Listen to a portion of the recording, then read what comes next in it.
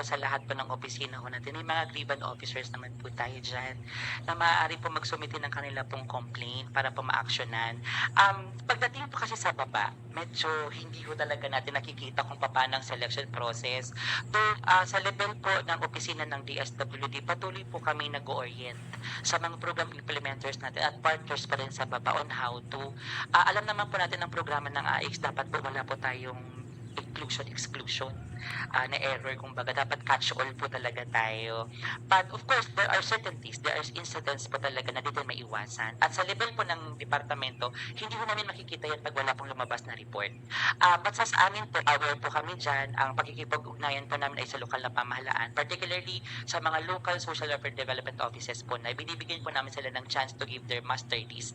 At kung ano po yung measures na ibinigay po sa amin at sa paningin namin, yun po ang totoong listahang naibigay. At iraran po namin sa sistema para makita po namin kung ito po ba ay nakakuha na o i-cross-match po natin para maiwasan din po natin yung duplication of services na tinatawag po natin.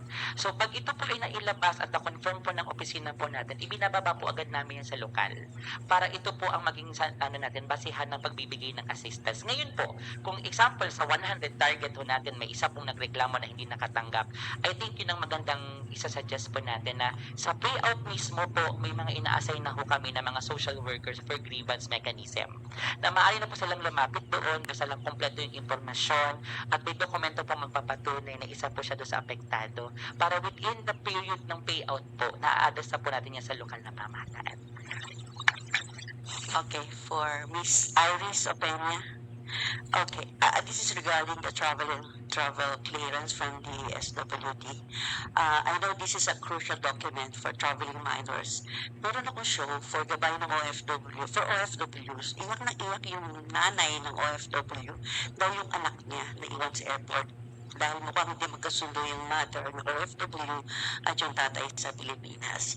So maganda yung, syempre nag-iingat din kayo dahil sa child trafficking. However, several issues and concerns have been raised. Yung sad to say, wala pa tayong online. Di ba mas madali sa OFW kung may online tayo? Bakit po hindi ma-implement yung online? And one of the most significant issues is the inconsistency and frequent changes of requirements.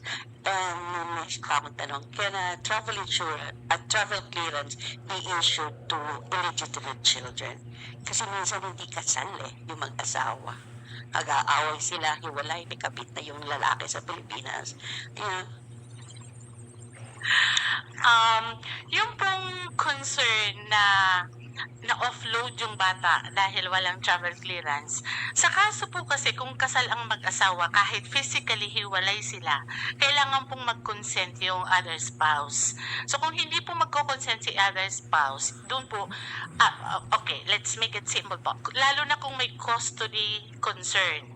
So medyo po maingat tayo doon kasi kung nakasampa ang kaso sa korte at may custody concern, baka po kasi ang DSWD ang balikan.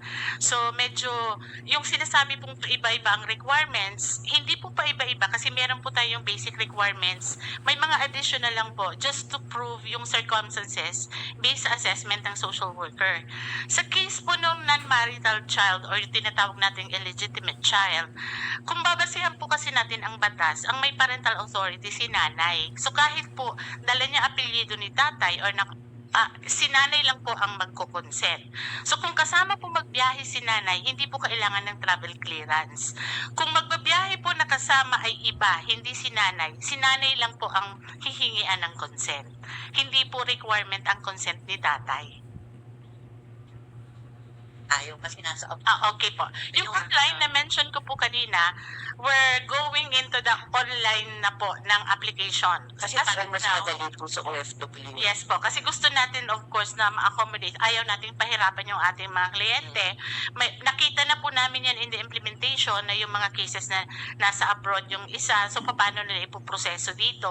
So yun po ang tugon ng department. Kasalukuyan po ngayon na inaayos namin yung online system for the application ng MDA. So very soon, I think, ilo-launch po namin yon. So hindi pa po namin ngayon masasabi na gumagana na kasi binubuo pa namin yung system. So abangan na lang po siguro ang announcement ng DSWD kung kailan po tayo mag-start ng online. Pero doon po sa pag-uumpisa ng online, para din po in consideration doon sa iba na hindi pa maalam sa online, hindi pa po natin totally aalasin yung manual. So kung saan po sila komportable at mas madali sa kanila, Last option po yun. Wala ba kayong DSW counter sa airport para in case na nandun na yung bata galing sa probinsya and then waiting sa Hong Kong, halimbawa yung kanyang OFW na nanay, talaga nasa airport tinawagan ako para magkaroon siya ng DSWD clearance. So na-offload siya. Meron po tayong social worker sa airports. Hindi po lahat ng airports, pero may mga major airports na meron po tayong social worker. Pero ang kanila pong pinaka-trabaho doon sa airport ay hindi po para mag-issue ng travel clearance. Para i-assist po itong mga bata, like itong cases na na-offload, para i-connect po doon sa ating travel clearance na in charge sa mga field offices kung paano po siya matutulungan. Yung mga cases po kasi na na-offload, ito yung mga hindi siguro sila informed na kinakailangan kumuha ng travel clearance. Plus, ang based po sa experience namin, married, may custody battle nga po, nag-hold departure si other spouse, doon po siya na-offload. So, yun po yung mga usual cases ng na-offload nating mga bata. Last night, how about the validity of the travel clearance and how much the fee? Ang travel clearance po natin ay valid for 1 year and 300 pesos po ang fee natin pagkuha ng travel clearance.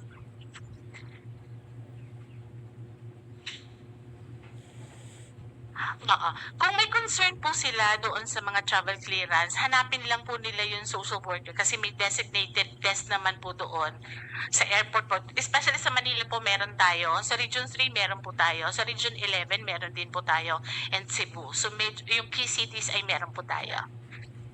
Yes po. Other questions? Yes, sir. From A to Z. Good morning po. Kim Salinas from A to Z.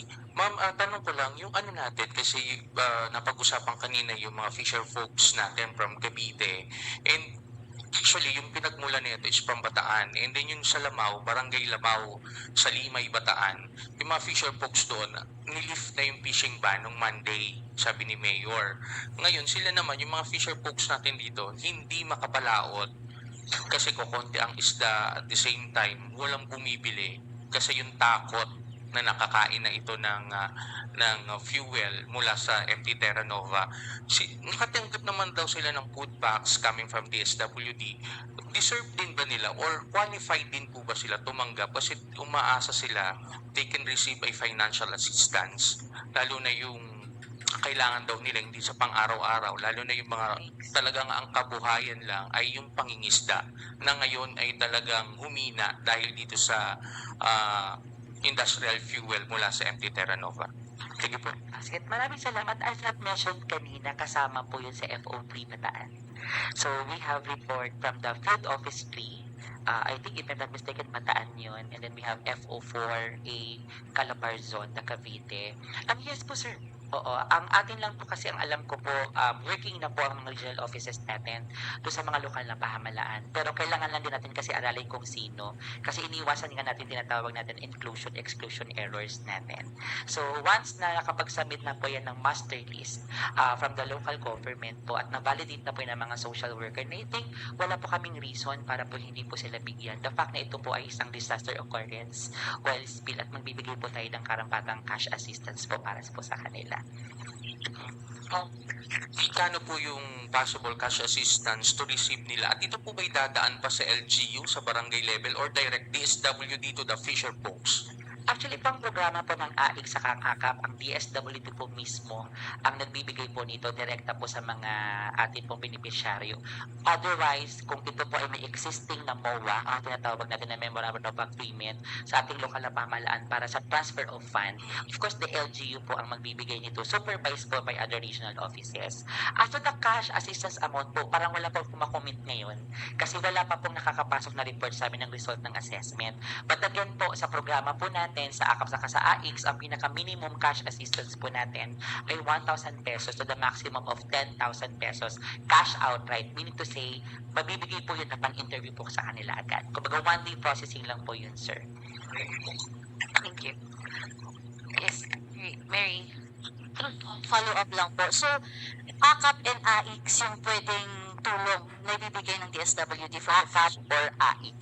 Pero dahil sila tayo Fisher Fox, sila ay income generating sector, mas tinatanggap po natin sa programa sana ng AKAP.